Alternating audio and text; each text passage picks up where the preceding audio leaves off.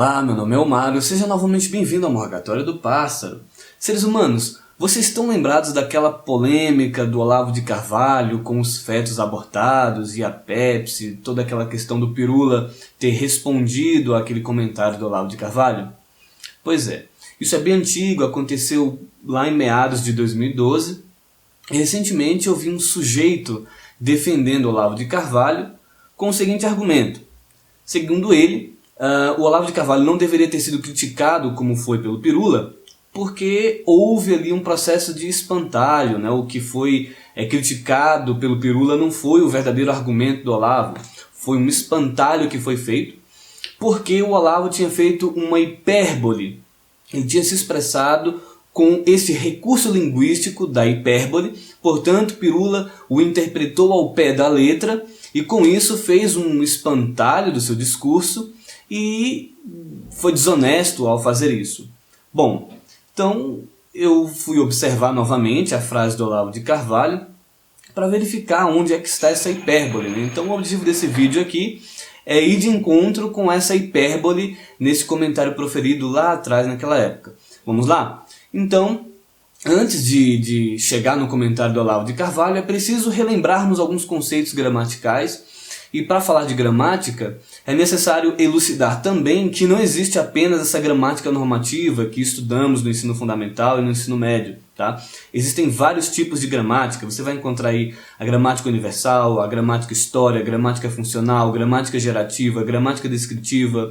E dentre vários tipos, gramática comparada, por exemplo, entre vários tipos distintos de gramática, nós vamos encontrar a gramática normativa. Para você entender melhor, vou fazer uma analogia aqui, e a gramática normativa estaria para a linguística como o direito positivo está no estudo das leis, né? Então é aquela gramática que traz a normatização da variação padrão da língua portuguesa. Então, quando pensamos em gramática normativa, eu quero que você imagine aqui 5 partes. 3 partes principais e 2 partes complementares. Quais são as partes principais?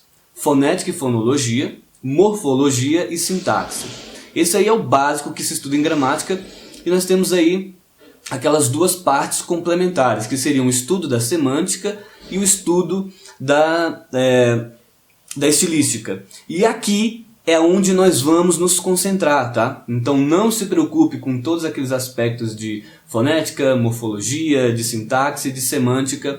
Vamos nos apegar ao que seria o estudo das figuras de linguagem. Só para clarear um pouquinho, eu gostaria que vocês se lembrassem daquele conceitozinho de significado denotativo e conotativo. Quando você usa o significado denotativo, você vai ao pé da letra, você usa aquele conceito que encontra-se no dicionário. É um conceito objetivo que serve para todos. Por exemplo, se eu falo em sanduíche, você vai pensar exatamente naquele alimento, tá? Sanduíche. Mas quando eu falo homem sanduíche, eu quero que você imagine a palavra sanduíche no sentido conotativo, porque aí é a palavra sendo aplicada com um significado alterado, de acordo com o contexto em que ela foi aplicada. Então, beleza? As figuras de linguagem precisam dessa base de interpretação com sentido conotativo, porque muitas vezes você faz uma variação, você faz uma transformação do significado, da semântica daquele vocábulo, para que ele se encaixe em um contexto específico. Então, a hipérbole é uma figura de linguagem que usa o exagero. Tá? Existem várias figuras de linguagem e a hipérbole é aquela figura de linguagem que é tipo o oposto do eufemismo, né? Você tem uma frase normal, com o eufemismo você quer minimizar a semântica, você quer minimizar o significado daquela coisa ali, e com a hipérbole você quer exagerar, você quer extrapolar o significado que quer passar com aquela mensagem. Tá? Alguns exemplos aqui. Eu já falei 1 milhão de vezes para você não fazer isso. Claro, para você falar 1 milhão de vezes uma coisa, passar um tempo bem considerável da sua vida repetindo aquilo ali. Você não faz isso. Isso daqui é só uma hipérbole para ressaltar, para realçar, para reiterar alguma mensagem que você quer passar. né? Eu chorei um rio de lágrimas. Ninguém é capaz de chorar um rio de lágrimas. Se você pegar o pé da letra com sentido denotativo, você não vai encontrar lógica nessa frase. Mas é aí que está. As palavras, elas são metamórficas, elas podem sofrer transformações semânticas de acordo com o contexto. Então, nesse caso da hipérbole, um rio de lágrimas é só um exagero, é só um recurso de retórica. Por isso se chama um estudo de estilística. Eu posso também dizer que o jogador está morrendo de rir. Bom, ninguém vai morrer de rir, né? A pessoa vai falar que ela está morrendo de rir porque ela quer exagerar nesse sentido, tá? Você consegue entender, qualquer pessoa consegue entender, de acordo com várias teorias, né, estudos de Chomsky, você vai chegar nesse conceito porque temos uma gramática interna, né, uma gramática internalizada que nos permite compreender o significado das coisas usando a lógica, né, usando ali uma compreensão básica de reescrever essa frase sem aquele exagero. Por exemplo, se eu digo, eu já falei 1 milhão de vezes para você não fazer isso. Você ou qualquer outra pessoa que ouvir essa frase é capaz, utilizando a sua gramática interna, suas aptidões internas de compreensão das estruturas gramaticais, essa pessoa é capaz de reescrever essa frase sem aquele exagero. Bom, aqui você tem a hipérbole. Eu já falei 1 milhão de vezes para você não fazer isso. Você pode reescrever essa frase dizendo, eu já te disse muitas vezes para você não fazer isso. É óbvio que aquele exagero é proposital. É óbvio que a pessoa está exagerando porque ela quer mostrar que ela se cansou de dizer aquilo, ela quer ressaltar o fato de ter dito muitas vezes. Então, agora eu quero me concentrar aqui na frase do Olavo de Carvalho e eu quero fazer com vocês um exercício educado, respeitoso, focado especificamente na argumentação, focado especificamente na elucidação dos fatos, para que nós possamos identificar aqui se há ou não uma hipérbole. Eu já tenho a minha interpretação sobre isso, vou transmitir para vocês, e se eu estiver errado, digam aqui nos comentários, me respondam e me digam onde está essa hipérbole que eu não consegui encontrar. Aqui vem a transcrição ipsis literis do que foi dito num vídeo. O vídeo está aqui na barra de descrição para que você possa conferir e não vim me acusar de ter feito espantalho do Olavo de Carvalho. Eu vou dizer exatamente a frase, vou pegar essa frase do começo até o fim para não dizer que eu recortei a frase e deturpei o que ele quis dizer. Aí ele disse, você veja, a Pepsi Cola está usando células de fetos abortados como adoçante nos refrigerantes. Daí alguém denunciou isso e o negócio foi para o governo. Foi para a agência respectiva do governo, que eu não lembro o nome da agência. E a agência disse que tudo bem, que isso é um procedimento comercial normal. Então tá aí. Toma Pepsi Cola, você é mais do que um homem sanduíche. Você é um abortista terceirizado. E o governo acha isso normal. Bom, vamos por partes aqui. Lá em 2012 o Pirula destacou a primeira parte desse enunciado aí e fez lá uma correção técnica, tá? Que foi nessa frase aqui.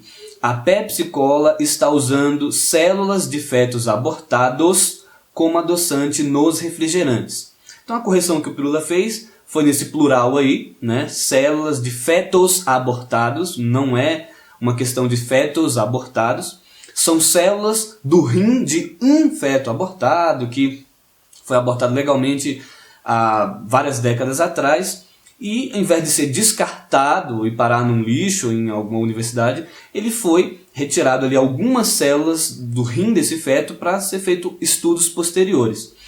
E aqui nessa frase ele está dizendo que as células de fetos abortados estão sendo usadas como adoçante nos refrigerantes. Então a interpretação dessa parte final da frase aqui, como adoçante nos refrigerantes, nos dá a entender que aquilo ali tem uma função de adoçar, né? Quando eu digo que eu estou usando este celular como uma pedra, eu estou utilizando este celular como uma calculadora, eu estou utilizando este celular como um navegador de internet. Então ele serve para fazer aquilo diretamente. Então quando eu falo que a Pepsi Cola está usando células de fetos abortados como adoçante, você imagina aí a célula do feto sendo utilizada diretamente como adoçante. Bom, não foi isso que aconteceu. Eu não preciso explicar tudo novamente. É muito provável que você que está assistindo esse vídeo aqui já tenha visto a correção técnica que o Pirula fez acerca de cultura de células e tudo mais. Então eu vou me ater aqui à questão semântica, à questão gramatical e perguntar: onde está a hipérbole dessa frase? Eu não encontrei, eu não consegui interpretar nenhuma mensagem ou nenhuma palavra que foi utilizada com um teor, com um sentido conotativo de exagero, né? Eu vou ler aqui para você um exemplo e vou reescrever identificando o exagero da hipérbole. Chorei um rio de lágrimas. O exagero está no fato de que ninguém é capaz de chorar um rio de lágrimas. Então você pode reescrever aquilo facilmente como chorei bastante. Agora eu vou ler a frase todinha do Olavo aqui e te perguntar onde está o exagero, como você reescreveria isso colocando a frase normal, tá? Se essa frase aqui é a frase exagerada com hipérbole, eu gostaria que você reescrevesse essa frase sem a hipérbole. A Pepsi Cola está usando células de fetos abortados como adoçante nos refrigerantes. Diga para mim onde está o exagero e reescreva essa frase sem esse exagero. Aí você vai perceber que a correção que o Pirula fez foi literalmente uma correção baseada numa frase denotativa com sentido ao pé da letra e que teve um erro técnico. É um hoax, onde o sujeito interpretou que você pega lá vários fetos, porque está no plural, pega as células desses fetos e joga num refrigerante com o objetivo de adoçar aquela bebida. Então, o Pirula corrigiu essa interpretação equivocada, o sujeito não aceitou essa correção e partiu para uma guerra, né? Uma guerra infinita, uma guerra sem fim. E até hoje nós temos pessoas aí defendendo o Olavo de Carvalho, como recentemente nós tivemos o episódio desse sujeito que tentou dizer que isso é uma hipérbole. Eu não achei hipérbole nesse trecho aí do discurso do cara. Mas, dando sequência nessa frase dele aqui, é possível sim encontrar algumas outras figuras de linguagem lá na frente, mas que não são trechos que foram alvo, né, das correções que o Pirula fez lá em 2012. Então o Olavo segue falando aí. Daí alguém denunciou isso e o negócio foi para o governo. Foi para a agência respectiva do governo, que eu não lembro o nome da agência. E a agência disse que tudo bem, que isso é um procedimento comercial normal. Então tá aí, toma a Pepsi Cola e você é mais do que um homem sanduíche. Aí sim, ó, bem nessa parte aqui, quando ele fala homem sanduíche, ele usou sim uma figura de linguagem. E essa figura de linguagem é a antonomásia, né? Que é quando nós designamos uma pessoa por alguma característica que ela tenha, por alguma fama, por alguma qualidade que ela possua, e você facilmente pode identificar isso. Você tem um grupo de amigos e um desses seus amigos é um gordão que vive comendo besteira, comendo fast food, e aí convencionou-se ali, naquele grupo de amigos, uma alcunha para essa pessoa. Essa alcunha foi homem sanduíche. Então quando está chegando lá aquele cara na roda de amigos, você fala, ih ó, chegou o homem sanduíche. E isso é uma antonomásia, que é quando você troca o nome do indivíduo por alguma característica que o preceda, alguma qualidade notória e que já seja socialmente conhecida, né? Então, nesse trecho aqui, o Olavo de Carvalho usou sim uma figura de linguagem, a antonomásia, mas não tem nada a ver com hipérbole lá naquele trecho que o Pirula corrigiu. E no finalzinho ele também fala, então tá aí, se você toma Pepsi Cola, você é mais do que um homem abortado, você é um abortista terceirizado. Nesse finalzinho aqui, é possível dizer que ele tenha cometido um exagero, que ele possa ter... Ah não, quando eu falei que a pessoa é uma abortista terceirizada, eu exagerei, eu extrapolei no sentido que eu queria passar, para mostrar que a pessoa é um abortista pior do que o normal que se encontra por aí. Sei lá, ele pode usar alguma justificativa para esse termo abortista terceirizado, justificando algum exagero, algum possível exagero na cabeça dele lá, na interpretação dele. Mas isso aqui também não tem nada a ver com a mensagem, a interpretação da mensagem que ele passa lá naquela primeira sentença, que a Pepsi Cola está usando células de fetos abortados como adoçante nos refrigerantes. Essa frase é claramente um erro e um desconhecimento, é uma ignorância do Olavo de Carvalho acerca do procedimento técnico que estava sendo feito lá nas pesquisas da Pepsi. E, bom, não foi humilde o suficiente para reconhecer isso, tá? Bom, já me estendi bastante aí nessa explicação, a mensagem que eu tinha para passar ficou bem clara. E para finalizar esse vídeo, eu vou fazer aqui uma citação da Bíblia que se encaixa perfeitamente nesse contexto, né? Então vamos lá. Quem corrige o zombador traz sobre si o insulto. Quem repreende o ímpio mancha o próprio nome. Não repreenda o zombador, caso contrário, ele o odiará. Repreenda o sábio, e ele o amará. Instrua o homem sábio, e ele será ainda mais sábio. Ensine o homem justo, e ele aumentará o seu saber. Provérbios, capítulo 9, versículos do 7 ao 9. Aquela velha história. Corrija o tolo, e ele se tornará um inimigo seu, se tornará ainda mais tolo. Corrija o sábio, ele vai te agradecer por isso, e vai se tornar ainda mais sábio. Bom, para bom entendedor, meio provérbio basta. A mensagem que eu tinha para hoje era essa. Eu deixo um forte abraço a todos.